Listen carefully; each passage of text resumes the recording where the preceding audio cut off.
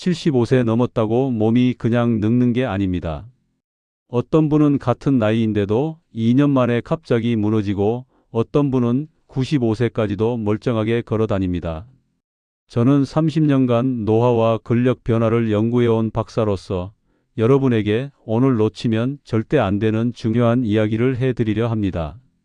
많은 분들이 몸이 약해지면 당연히 나이 탓이라고 생각하시는데 이게 가장 위험한 착각입니다. 실제로 제가 지난 30년간 수천 명의 시니어를 관찰한 결과 같은 연령대에서도 생존력의 차이가 극명하게 갈렸습니다. 80세가 넘어서도 혼자서 장보고 요리하고 외출하는 분이 있는 반면 75세부터 벌써 가족 도움 없이는 일상이 불가능한 분들도 있었어요. 이 차이를 만든 건 유전도 비싼 약도 아닙니다. 매일 반복되는 아주 작은 생활 습관이 생존을 갈랐습니다. 대부분의 분들은 큰 병이 와야 건강을 신경 쓰시는데 그때는 이미 늦습니다. 몸의 기본 기능들이 하나씩 무너지기 시작하면 도미노처럼 연쇄 반응을 일으키거든요. 특히 75세 이후에는 몸의 변화 속도가 갑자기 빨라집니다. 70세까지는 괜찮다가도 75세 넘어서면서 갑자기 계단 오르기가 힘들어지고 병뚜껑 여는 게 부담스러워지고 양말 신다가 비틀거리게 됩니다. 많은 분들이 이런 변화를 당연한 노화 과정이라고 받아들이시는데 절대 그렇지 않습니다. 오늘 말씀드릴 5가지는 바로 이런 급격한 변화를 막아주는 생존의 열쇠입니다. 손의 힘, 균형 능력, 걷는 속도, 몸의 유연성, 그리고 심리적 나이. 이 중 몇 가지만 무너져도 노화 속도는 갑자기 빨라집니다. 반대로 이 5가지만 지켜도 90세까지 혼자 생활할 수 있는 힘이 유지됩니다. 요즘 몸이 예전 같지 않다고 느끼신 적 있으신가요? 달라진 부분을 댓글에 적어주시면 어떤 음식 혹은 운동 등에 대해 추천드리겠습니다. 제가 상담했던 분 중에 기억에 오래 남는 분이 있습니다. 79세 이정숙 님이었어요. 겉으로 보면 큰 병도 없고 검사 수치도 그럭저럭 괜찮았습니다.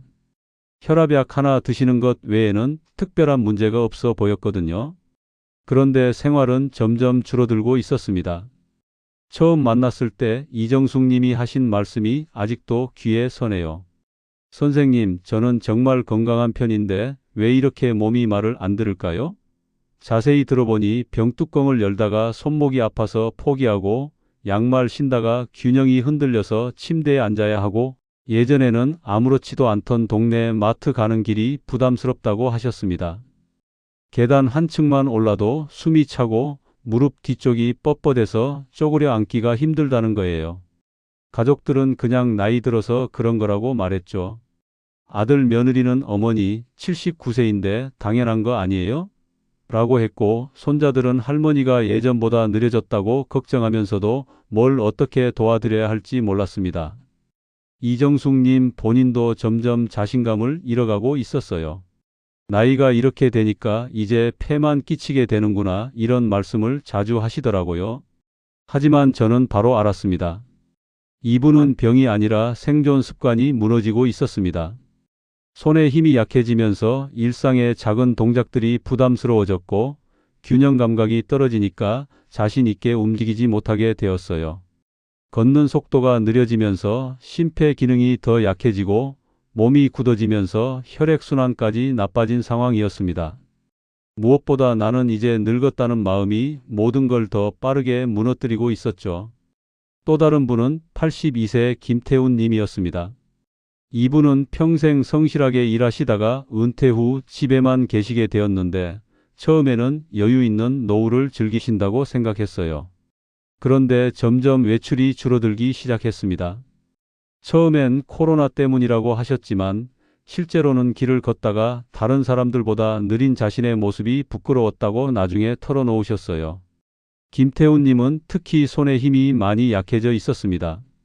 페트병 뚜껑을 혼자 못 여시니까 부인한테 계속 부탁해야 하는 게 자존심에 상처가 되었다고 하시더라고요. 젊었을 때는 힘이 센 편이었는데 이제는 장바구니를 들고 5분도 못 서 있겠다는 거예요. 그러다 보니 시장 가는 것도 부인에게 맡기고 점점 집 안에서만 지내게 되었습니다. 이 이야기를 끝까지 들어야 전체 흐름을 알 수 있습니다. 왜냐하면 이 두 분의 변화 과정에서 우리가 놓치고 있는 중요한 신호들이 숨어 있거든요. 다행히 하루에 몇 분씩 제가 말씀드릴 5가지를 다시 살리기 시작했고 3개월 후 표정부터 달라졌습니다. 이정숙님은 혼자 외출이 가능해졌고 스스로에 대한 자신감이 돌아왔어요. 김태훈 님도 다시 시장에 나가서 직접 장을 보기 시작하셨고 동네 어르신들과 만나는 시간이 늘었습니다. 가족의 건강을 지키는 이야기 더 많은 분들께 전해지길 바라며 구독과 좋아요 부탁드립니다. 특히 오늘 영상은 75세 이후 급격히 달라지는 몸의 변화를 미리 알고 준비할 수 있는 소중한 정보입니다. 끝까지 보시면 왜 지금 당장 바꿔야 하는지 분명해지실 거예요. 그리고 댓글로 여러분의 경험도 공유해 주시면 다른 분들에게도 큰 도움이 됩니다. 이제 본격적으로 5가지를 하나씩 짚어보겠습니다. 첫 번째는 손의 힘입니다. 많은 분들이 손 힘이 약해지는 걸 단순히 나이 탓이라고 생각하시는데 실제로는 전신 근육과 심폐 기능의 축약판이라고 볼 수 있어요. 서울대학교 의과대학에서 진행한 10년간의 추적 연구를 보면 손 힘이 약한 고령자는 사망 위험이 남성 기준 1.67배, 여성 기준 1.91배 높았습니다. 왜 그럴까요? 손 힘이 약해진다는 건 단순히 손가락 근육만의 문제가 아닙니다. 팔 전체, 어깨, 등, 복부 근육이 함께 약해지고 있다는 신호거든요. 82세 김태훈님 같은 경우 처음에는 페트병 뚜껑 못 여는 게 부끄러워서 숨기려고 하셨어요. 하지만 실제로 측정해 보니 악력이 15kg밖에 나오지 않았습니다. 같은 연령대 평균인 25kg보다 훨씬 낮았죠. 실천 방법은 생각보다 간단합니다. 매일 병뚜껑 열기 연습을 하세요. 처음에는 작은 병부터 시작해서 점점 큰 병으로 늘려가는 거예요. 수건을 세게 짜는 것도 좋은 방법입니다. 샤워할 때 수건에 물을 적셔서 양손으로 최대한 세게 짜내는 걸 10번씩 반복하세요. 장바구니를 들고 서 있는 시간도 늘려보세요. 처음에는 1분, 그 다음 주에는 2분 이런 식으로요. 주의사항은 손목에 통증이 있으면 무리하지 마시고 강도를 조절하는 겁니다. 그리고 갑자기 무거운 걸 들지 마세요. 요즘 물건 잡는 게 예전 같지 않다고 느끼신다면 이미 신호가 온 거예요. 두 번째는 균형 유지 능력입니다. 이게 정말 중요한데 넘어짐과 직결되거든요. 질병관리청 자료에 따르면 65세 이상에서 낙상으로 인한 사망률이 해마다 증가하고 있어요. 특히 여성의 경우 골다공증까지 겹치면 한 번 넘어져도 회복하기 어려운 상황이 됩니다. 브라질 상파울루 대학교에서 1만 3천 명을 대상으로 한 연구를 보면 한 발로 10초 이상 서지 못하는 사람은 그렇지 않은 사람보다 10년 내 사망 위험이 1.84배 높았습니다. 78세 박순자님 같은 경우 처음에는 한 발로 3초도 서지 못하셨어요. 서서 바지 입는 게 불안해서 항상 침대에 앉아서 옷을 갈아입으셨거든요. 실천 방법으로는 먼저 한 발 서기 연습부터 시작하세요. 벽이나 의자 옆에서 한 손으로 살짝 지지하면서 한 발로 서는 시간을 늘려가는 거예요. 의자에서 일어나 앉기 연습도 중요합니다. 팔에 힘을 쓰지 않고 다리 힘만으로 일어나려고 노력해 보세요. 처음에는 힘들어도 계속하면 분명 늘어납니다. 미끄러운 바닥에서는 절대 연습하지 마시고 양말 신을 때 불안하다면 지금 당장 균형 연습을 시작해야 합니다. 세 번째는 보행 속도입니다. 걷는 속도가 심장과 폐의 상태를 그대로 보여준다고 보시면 돼요.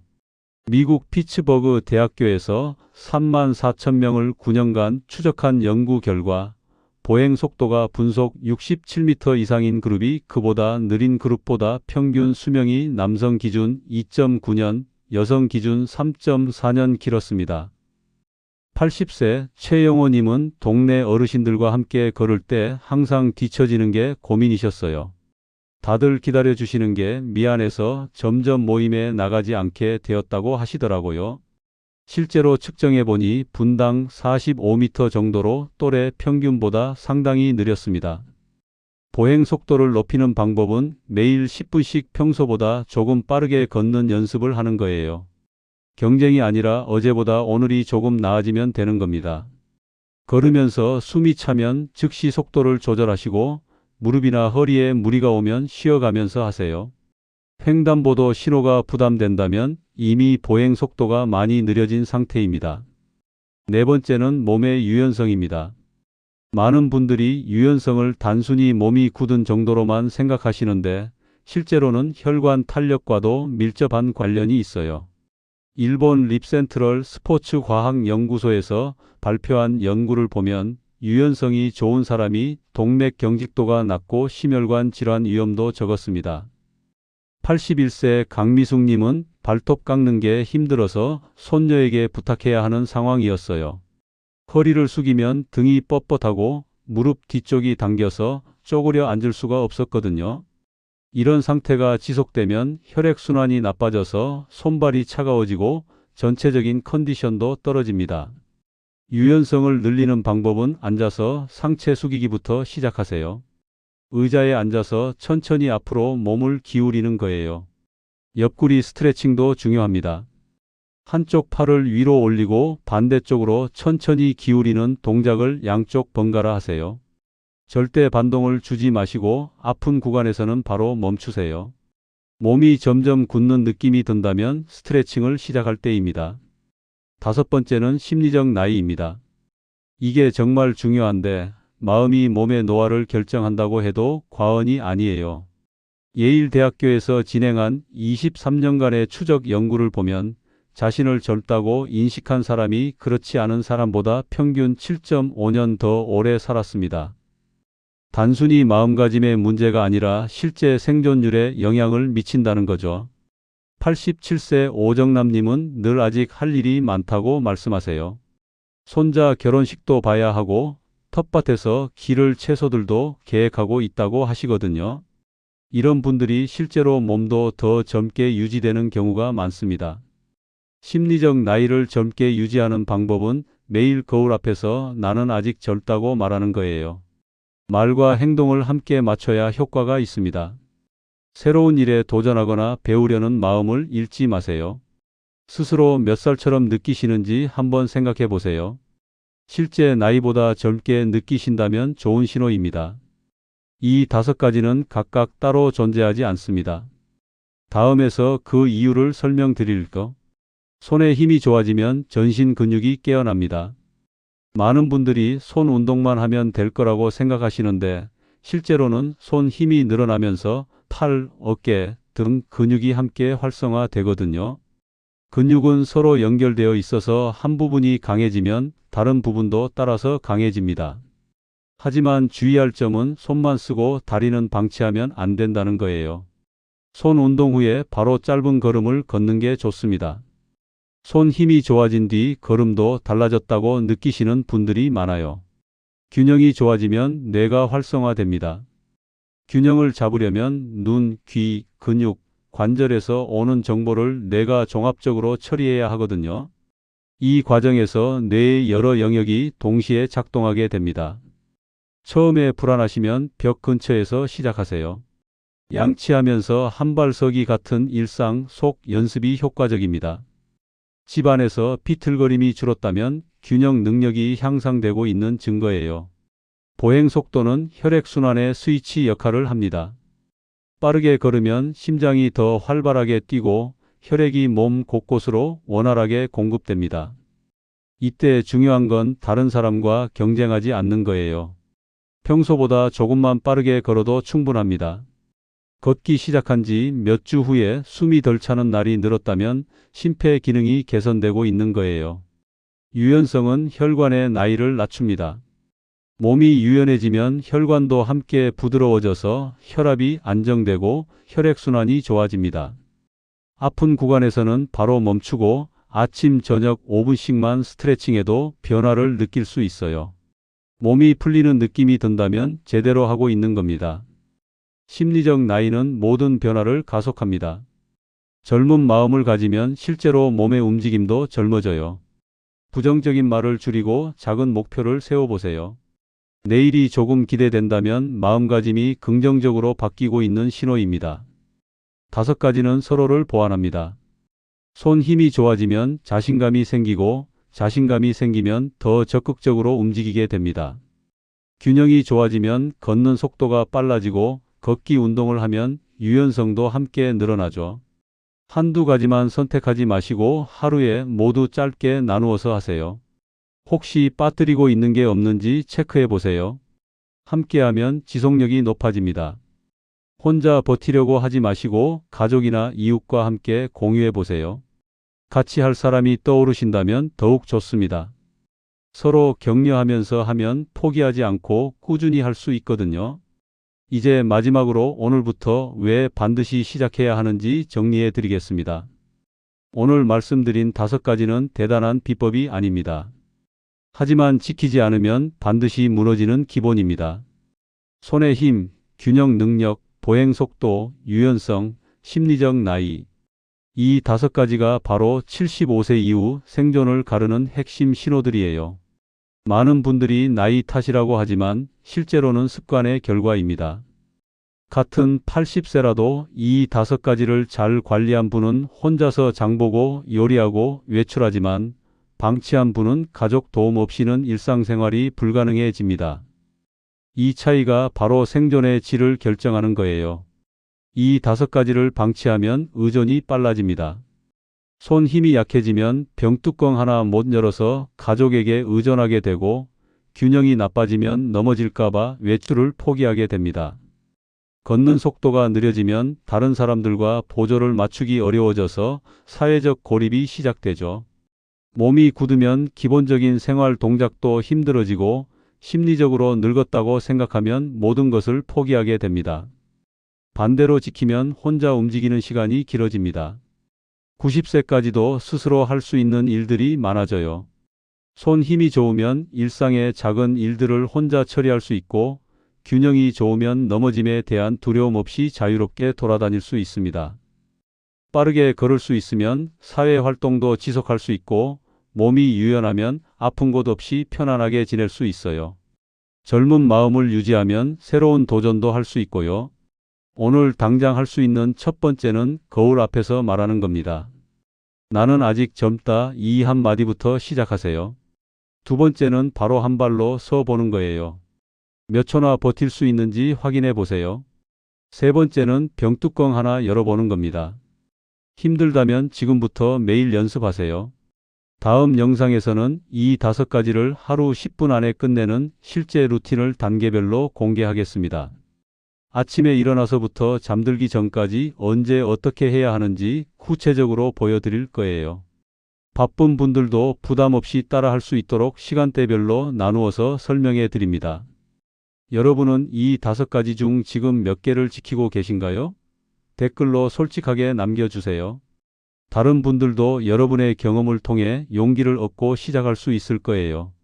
그리고 가족 중에 이런 변화가 필요한 분이 있다면 꼭 공유해 주시기 바랍니다.